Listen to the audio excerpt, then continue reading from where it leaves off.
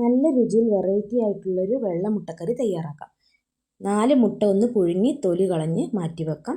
ഇനി ഒരു ചട്ടി ചൂടാക്കി കുറച്ച് വെളിച്ചെണ്ണ ഒഴിച്ചു കൊടുത്ത് 2 സവാള അരിഞ്ഞതും 2 പച്ചമുളകും ചേർത്ത് ഇതൊന്ന് വഴറ്റിയെടുക്കാം. ഇതിലേക്ക് ഇഞ്ചി വെളുത്തുള്ളി ചതച്ചതും കൂടെ ചേർത്ത് ഇളക്കി കൊടുക്കാം. 8 10 അണ്ടിപ്പരിപ്പ് ഈ ഉള്ളിയിലേക്ക് ചേർത്ത് കൊടുത്ത് നല്ലോണം ഈ ഉള്ളി ഒന്ന് ഒരു ബ്രൗൺ നിറമാകുന്നത് വരെ ഒന്ന് വഴറ്റിയതിന് ശേഷം ഒരു മിക്സിയുടെ ജാറിലേക്ക് ഇട്ട് കൊടുത്ത് കുറച്ച് വെള്ളവും കൂടെ ഒഴിച്ച് നല്ലോണം പേസ്റ്റ് പോലെ ഒന്ന് അരച്ചെടുത്ത് മാറ്റി വെക്കാം.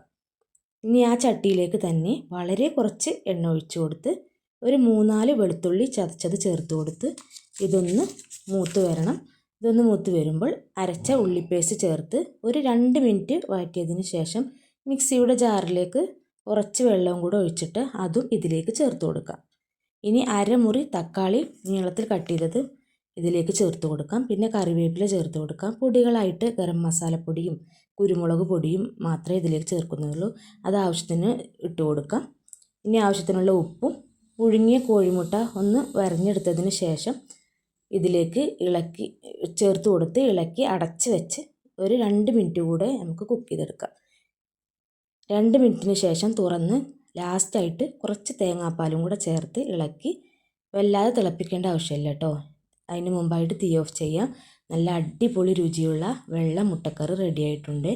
ഞാനിത് നേസ്പത്തിരിയുടെ കൂടെയാണ് കേട്ടോ കഴിക്കുന്നത്. സൂപ്പർ ടേസ്റ്റാണ്. എന്തായാലും ട്രൈ ചെയ്ത് നോക്കാൻ മറക്കരുത്. ഒരു വട്ടം ട്രൈ ചെയ്താൽ ഇതുപോലെ തന്നെ പിന്നെയും ഉണ്ടാക്കും. അത്രക്കും ടേസ്റ്റാണ്.